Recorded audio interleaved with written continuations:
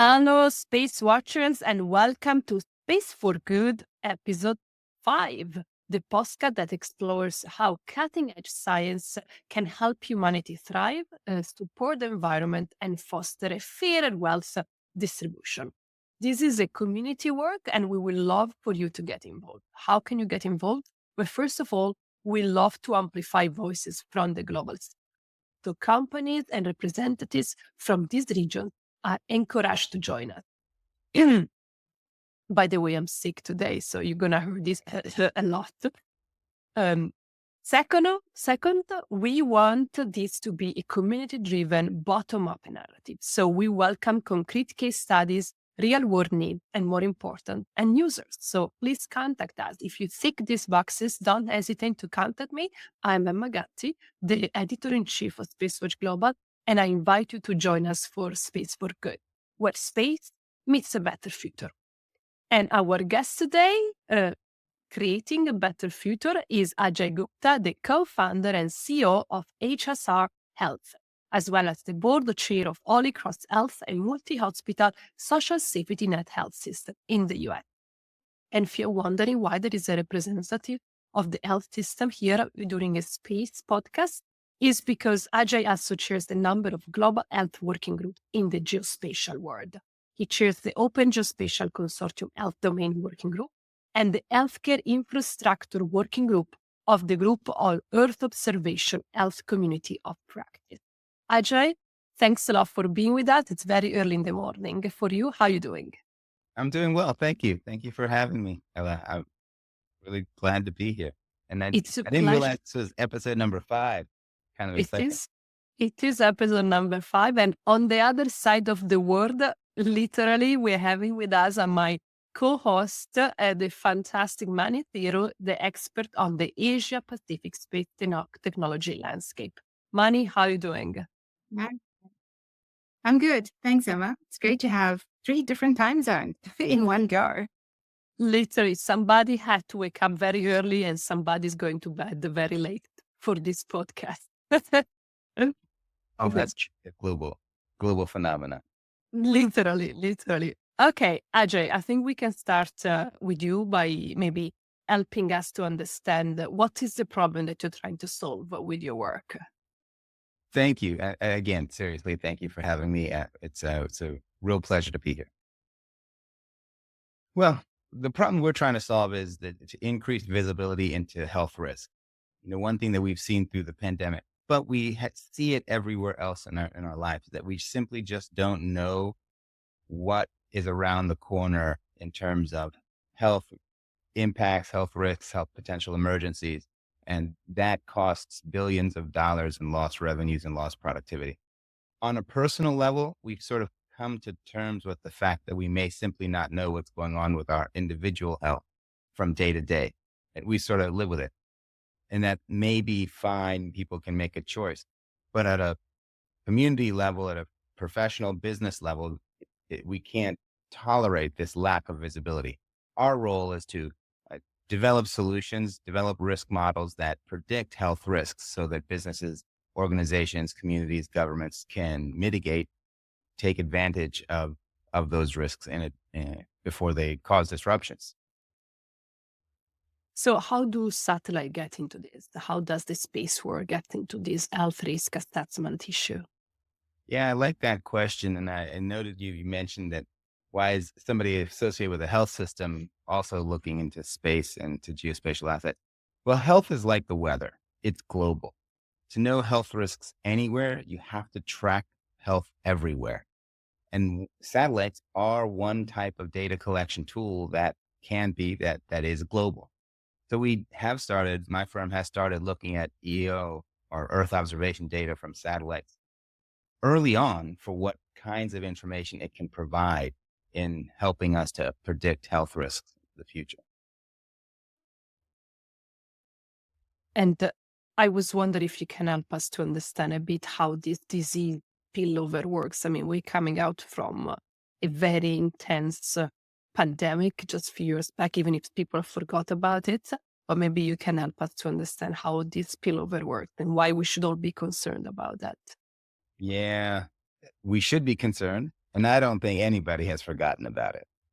I don't know. I don't know. It seems to me some people now we're back into our normality life, and I don't know. But I let you You tell know, me what you think. What's your you, perspective? we may be back into our normal life, but I think that's just a sign of recovery, right? We want to have that normal life, right? But so your question was, how does disease spillover work? And referencing the pandemic is good because the COVID-19 disease is a zoonotic spillover disease. Zoonotic spillover is simply a disease of the animal community that impacts humans, that spills over to the human population. It's a concern because most of pandemics in all of history are zoonotic spillover events. COVID is a spillover event. Those who are tracking the current monkeypox outbreaks around the world, it is a zoonotic spillover event. HIV is a zoonotic spillover event. So these diseases are dangerous. They're dangerous because they build over to humans from animals, meaning initially there was no natural immune system response to the disease. We had not seen it before. And in that period of time between essentially first contact with the disease and the development of a natural immune response, the disease can spread far and wide, as we saw with COVID. So that is the concern. And what we are trying to do is see, is there any way to anticipate where these spillover events may be more likely and therefore potentially monitor, mitigate, or stop the spillover events before they become broad outbreaks and certainly before they reach a global level? And that's super interesting, Ajay, because yeah, we talk about zoonotic spillover, but there are multiple types of diseases. Is that right? Like waterborne diseases, cholera, typhoid, hepatitis, anything that's linked with the monitoring of climate, like you said, climate and weather changes, whether it's rainfall or water disasters, they sort of almost inform the outbreak of such diseases, don't they? With the, I guess it's the severity of the disasters or the likely of a waterborne disease, it's constantly increasing, I guess, given sort of the state of the world that we're living in right now. And then the satellite technology, I guess, contributes similarly to the detection of vector-borne diseases, like malaria and dengue fever. Those are the ones that I'm very common to the South Asian and African epicenters. Those are the ones that I'm familiar with. But it's really interesting to hear that it's basically multiple types of different. Yes, it is multiple types of different diseases. And I very much like, Mani, you're suggesting that we don't necessarily need new solutions for health risk monitoring and surveillance. A lot of the things that we're doing for very many other reasons, a lot of the other reasons that we have surveillance and sensors and satellite imagery can also be used for a health use case, right? I think that's Yeah. very important because ultimately public health, or really any kind of civilization level infrastructure spend, is hard to do, right? If we can say these resources are already being deployed, we can also extract a health value out of it. First of all, now that data or that insight may be available. It also builds a justification for having those community-wide sensors. And if we're talking about things like malaria, dengue, vector-borne diseases, you almost have to surveil outside the community in places where broadly humans don't really live, right? There may be smaller populations there. And that becomes even more expensive, especially if you amortize on a per capita basis. So by having multiple reasons for those sensors and that surveillance capacity in place, it actually helps everything progress and move forward. We certainly like to reuse solutions that are already in place for health use cases. Yeah. Tremendous. So Yeah. I'm going to ask the basic question, revealing all my ignorance in the health sector. But will you be able to trace COVID actually with your system? That's a great question. And I think, Mani, first, let's take a moment to realize someone who's actually a space engineer claiming ignorance. Wow.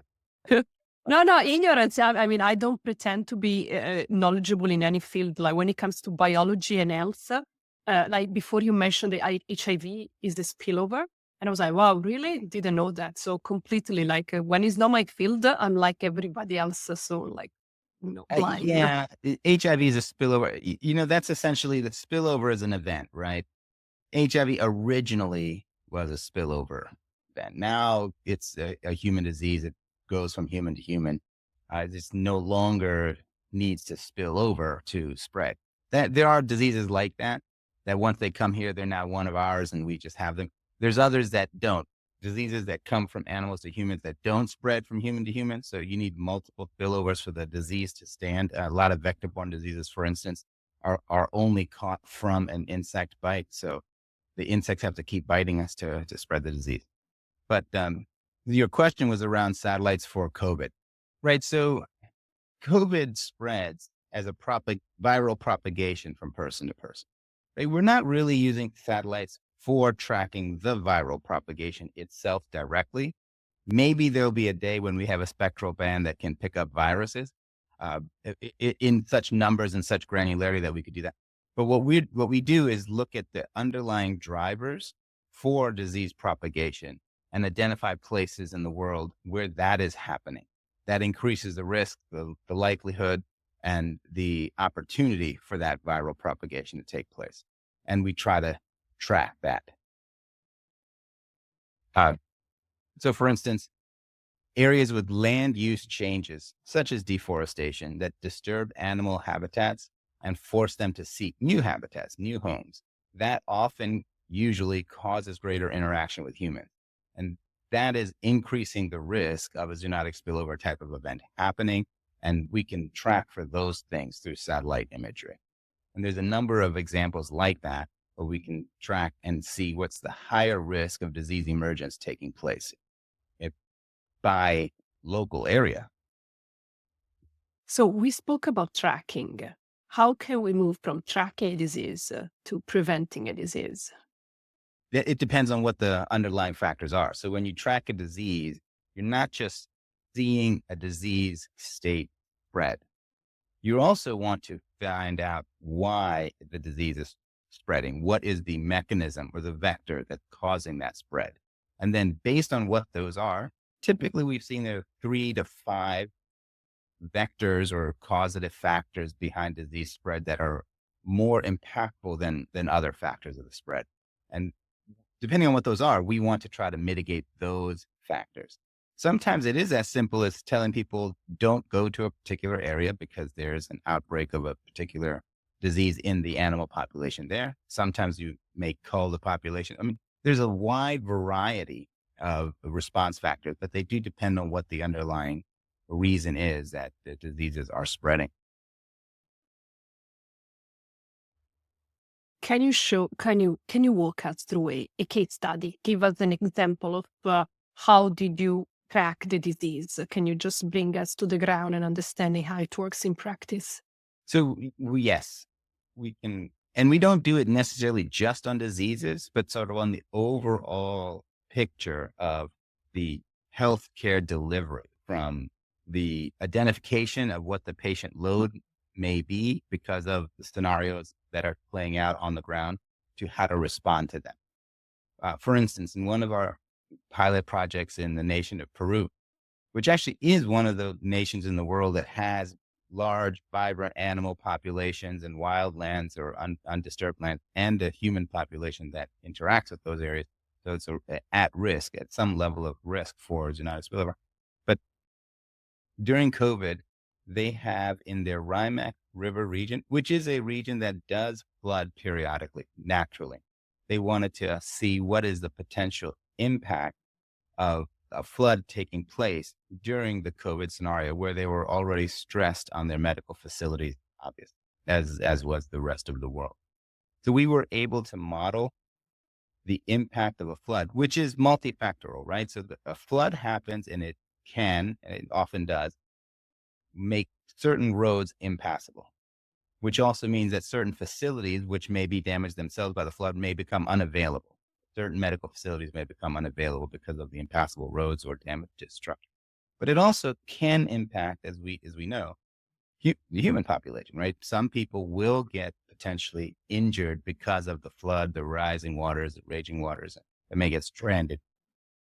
And they'll need a different kind of healthcare, right? Could be they have a broken leg, they'll need sort of an orthopedic care. If they're stranded and they're dehydrated, they'll need some kind of, being dehydrated in a flood. It actually does happen. They'll need different kind of care than the care that was then being delivered for COVID patients. So we were able to estimate the impact of the flood, which is all through satellite data, satellite analysis of flood waters, estimate the roads that became impassable, also a satellite analysis, and inform Peru where to redirect patients, excuse me, as well as where to redirect medical providers and medical resources from those facilities that were unavailable to those facilities who had to pick up the slack. And this could be done in real time so that patients who were impacted either through COVID or in the moment of the flood, through the flood scenario, could still continue to receive care, or at least to the extent capable of the health system, right? To extend the capacity of the health system to provide care to all population. Does that make sense, Emma? I was going to say, closer home to you in Italy, I think a couple of years ago, they had a West Nile virus outbreak. And then sentinel data was actually used by a whole bunch of medical specialists, epidemiologists, and people working out of the space sector. And what they did is exactly what Ajay is talking about, is it's looking at the environmental variables influencing the transmission cycle of the virus. And they really focus on understanding what's causing it. And obviously, Ajay, I'd love for you to talk about layering the data as well. It's not just the weather variables and how the virus works, but also the population density, the geographic location. So it's just layers upon data.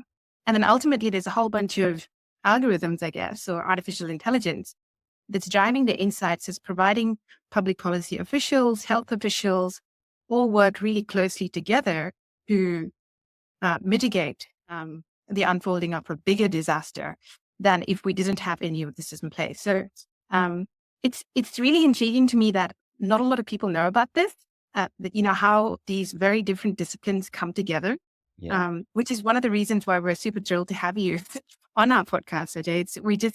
I think it's pretty cool. My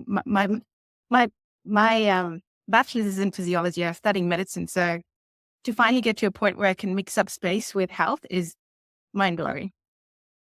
You're right about a lot of things, but the health is so central to our lives. Everything we do, whether it's space or finance or public policy, infrastructure development, all of it should integrate with health. Because obviously, as we saw through the pandemic, if something threatens our health, we will shut everything else down, right? Nothing else seems to matter at the moment when our health is threatened. So yes, everything we do, including taking data from satellites in outer space, should be able to help us live healthier lives here on the surface of the planet. If not, then there's something we're missing, right? There's an economic opportunity there that we're missing. Those satellites in space are very expensive. It's a substantial commitment from a national government or a private enterprise to put satellites in space. If we're not able to extract health data for health use cases, when we know health expenditure is, for most countries of the world, the largest part of their GDP, then that is a missed financial opportunity, right? But I think we're learning that, and we're not missing that opportunity as much going forward, right? We're learning that satellite data can be layered on top of the decision factors we currently use when we make community-wide health decisions. Exactly. I like exactly how you put it. We actually layer data on top of each other to identify what is the thriving risk to our population. I think it's amazing. I mean, I don't want people to walk away from this thinking that it's just these scary, complicated diseases, the viruses whose names they've never have heard of. simple things, simple app. In Australia, I am a regular user of some, just checking air quality. We have a lot of bushfires. There's a lot of pollen in the air. Incidence of asthma goes through the roof. There's other seasonal outbreaks, tick, Lyme disease. So there's very sort of, I don't want to say ordinary, but there's simple things that are now being integrated into the quality of my healthcare, community healthcare, because they may be little nuisances to some people, but actually you're right. The economic value of the time lost, the money spent at treatment centers, patient out centers, sometimes it can be quite exponential if you add it up, So I think, this is a good exposure of the angle that space and satellite plays. Right. In health. Example that I saw about the economic impact of health risks is that in the manufacturing sector, 40% of unplanned absenteeism, obviously, and absenteeism in the manufacturing sector directly impacts productivity, directly impacts commercial sales and the entire supply chain across everything we make and buy. But 40% of that unplanned absenteeism is due to health risks. That is substantial. And one of the things we say is, well, what if that was not unplanned but there was some visibility into that large segment of lost productivity? Well, if they had that, then manufacturers could plan production around those periods, reducing 40% of the loss in productivity. Or those who have a larger global footprint of manufacturing facilities could shift production across the world and avoid areas or lessen the impact of areas that are prone to have health emergencies around certain times. Right? This kind of thing would support the supply chain globally of all of the products that we use and consume. That is a productivity loss to the company, but then productivity loss across the entire sort of global GDP, right? Which is another way to just suggest that, forward visibility into health risks is key for continued economic growth. And also, just to build up on what you just say, what Mani said before, this is the true power of geointelligence. Layers above layers above layers of geolocation intelligence that can allow to understand better a complex situation, bringing multiple variables into the game. So as Mani said, it's not just about tracking the disease, it's also about bringing in demographic data, geolocation data of hospitals, so that it can provide a fully equipped intelligence database in which you're not only tracking, but you can also provide information of when is the closest hospital or which areas should be not allowed people to get in because there has been a flood. So this is the true power of geointelligence. And this is one of the core mission of Space for Good, speaking about the extensive application and potential of geointelligence work for the good of our population, of our planet, etc. And I think the extension is so big, because now we're speaking about health, but I'm pretty sure maybe, Andrea, you have also extra project, you go beyond.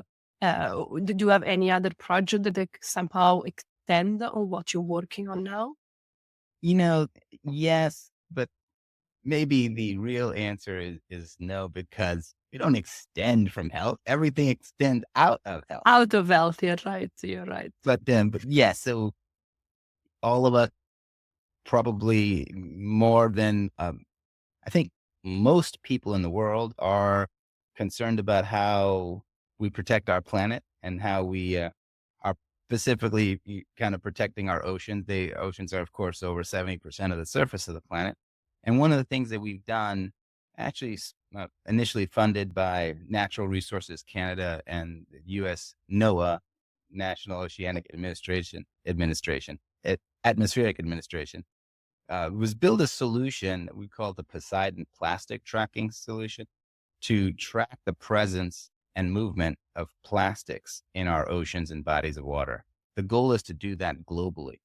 And when we track plastics globally, assess their health and marine ecosystem impact, so we can know what damage is being caused.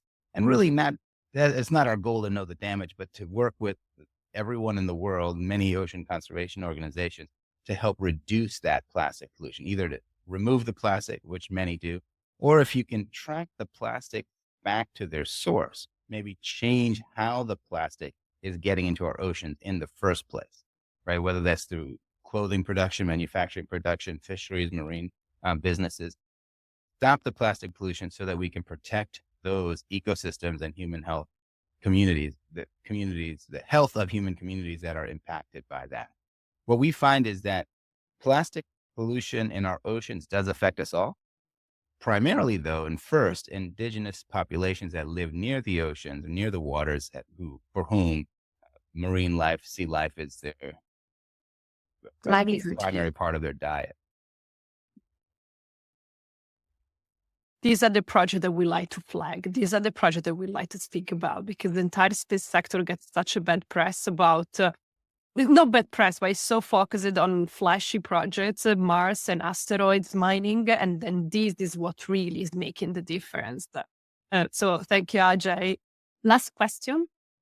No. Mani, you want to say something? Sorry, if you Mani Actually, want I just want to ask you a question, Ajay. I mean, I'm full of admiration for the kind of work you do. Emma just said, this is precisely the kind of use case we want to flirt. When you talk about tracking, plastics, for instance, who's the commercial buyer of this data? Because tracking means you have to enforce it at some point, and then you get into this very tricky area of trying to enforce something, which you may not have the clout for, the finances for. You're doing your bit. Help us understand how the bigger ecosystem looks like, because I think that's important. It is important. Obviously, we need to have a buyer for everything to keep the financial situation running. I think that the world is early with respect to buying information on plastic presence and the health causes because of plastic. I don't think we're necessarily that early on tracking things like the flu, right? Which the world does try to do. Tracking dengue and other waterborne diseases. There are systems that are being put in place to try to do that.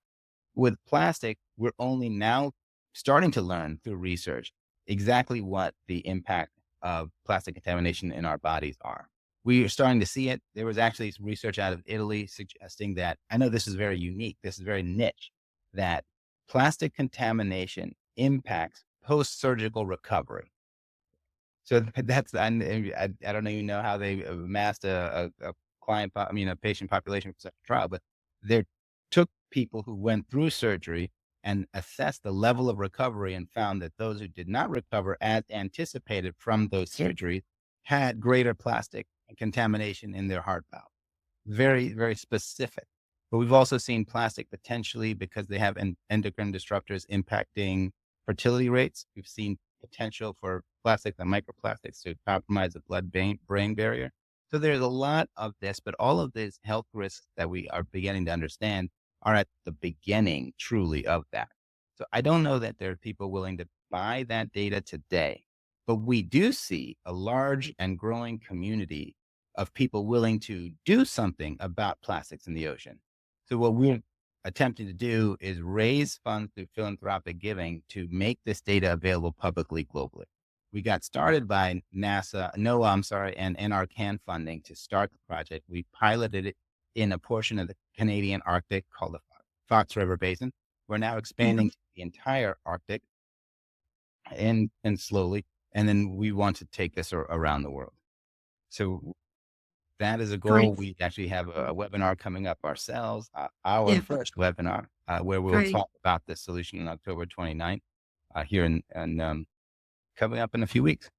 Great. I hope you find linkages across the world, because it's not enough for one country or one firm to try and solve this, right? We've created this problem, and I've seen a lot of articles recently in the press in Australia about forever chemicals, again associated with plastics, and it seems like we've identified the problem, but what are we going to do about it?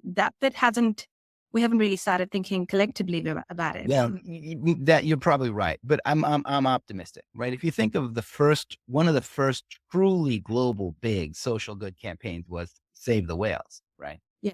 We did that. We as a global community contributed to Save the Whales when 98% of us or more have never seen a whale in our lives.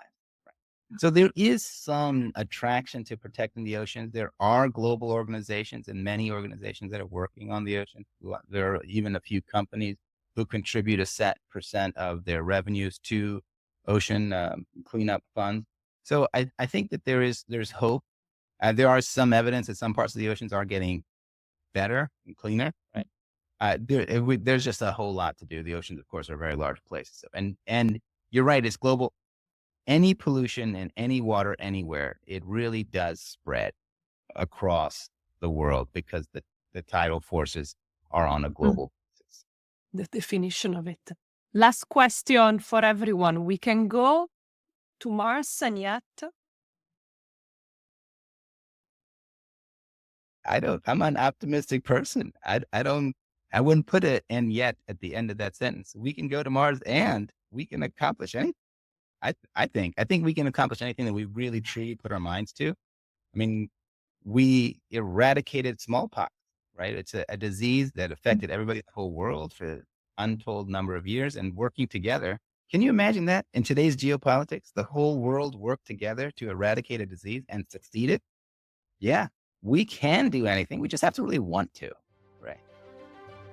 Thank you so much. It was a pleasure. Really, really interesting and important conversation. I think it just defines better and better our mission of Space for Good. Ajay, it was amazing to have you here as a guest. Mani, thank you as usual for your fantastic insight. And I will see you in the next episode. My pleasure, Mani. Ajay. Thank you so much for having me. Likewise. Yeah.